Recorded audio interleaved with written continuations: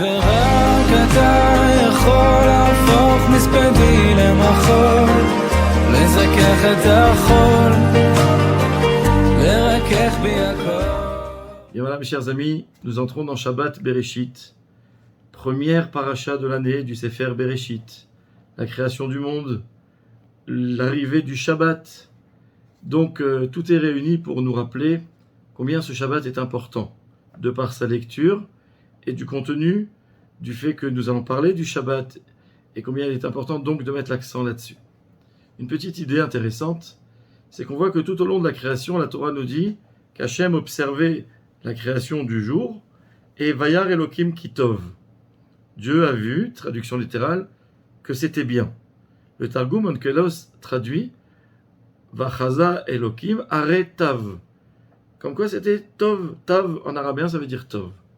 Et voilà qu'à la fin de la création du monde, juste avant le Shabbat, lorsque Akadosh Baruch Hu a créé l'homme, la Torah nous dit Vayar Elokim et kol asher asa veine tov me'od.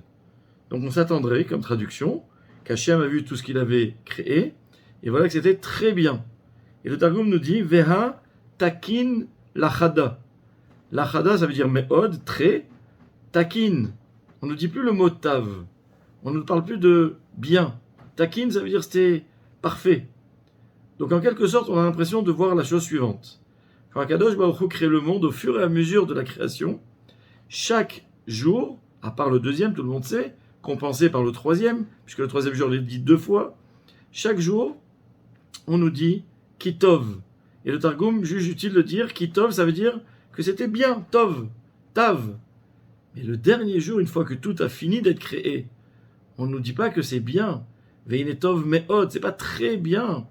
C'est très takin, parfait. Et en fait, c'est intéressant de voir que le mot Tov dans la Torah, il peut être traduit par le Targum soit par le mot Tav, bien, soit par l'idée de la perfection. Et voilà que j'aimerais poser une petite question toute simple.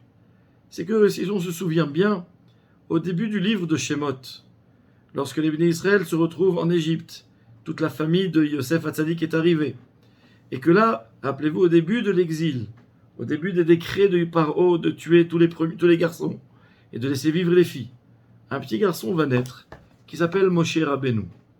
Moshe Rabbeinu, c'est le futur prophète du Ham Israël. Il désigne, dans la tradition, la perfection de l'être humain. On ne peut pas arriver plus haut que le niveau de Moshe Rabbeinu. À 3 reprises, il va être chez Akadosh Baruch Hu. Il va recevoir la Torah. Il va étudier avec Hachem. Il va se porter garant de l'avenir d'Israël. Moshe Rabbeinu, c'est la perfection. Et voilà que le texte nous dit que à sa naissance, Vatere Oto Kitovhu, sa maman a vu qu'il était bien, traduction littérale, Vatitzpeneu Shelosha Yerachim, elle l'a donc caché pendant 3 mois. Mais voilà que le Targum là-bas, quand il traduit Tov, quand on parle de Moshe Rabbeinu, choisit le mot Tav. Il était bien. Pourtant, pour Moshe Rabbeinu, on aurait attendu de parler de perfection. C'est la perfection de l'être humain, Moshe Rabbeinu. Et de là, les textes nous apprennent que dans la vie, la perfection n'existe que quand les choses ont été faites jusqu'au bout. L'aboutissement des choses, on peut parler de perfection. Jamais rien n'est parfait au départ. Le monde commence d'être créé le premier jour, le deuxième, le troisième, jusqu'à arriver au 6e, création de l'homme. Tant que l'homme n'est pas là, tant que la création n'est pas aboutie, on peut parler de Tov, Tav, pas de Takin, pas de parfait. Idem, Moshe Rabbeinu à sa naissance, bien que nous sachions qui va devenir Moshe Rabbeinu. À sa naissance, on peut parler d'un homme qui est bien, sous-entendu, qui a tous les outils pour devenir parfait.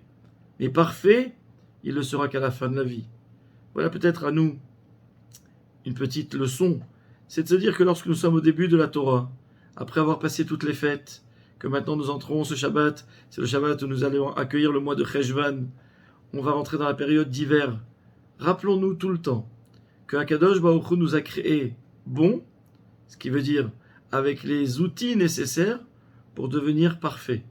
Mais la perfection dépend de nous. Elle est entre nos mains. Plus nous nous y investirons, plus nous pourrons devenir parfaits. Et ça, c'est le travail de tous les hommes, y compris Moshe Rabbeinu. Alors, puisque nous allons être créés dans la paracha de ce Shabbat, et en même temps, dans cette paracha, nous arrivons à l'aboutissement, le couronnement du monde, avec l'arrivée du jour du Shabbat, eh bien prions pour être au niveau de ce qu'Akadosh Baruch Hu a attendu de l'être humain, déjà de Adam Arishon à l'origine, mais peut-être de chacun d'entre nous tous les jours.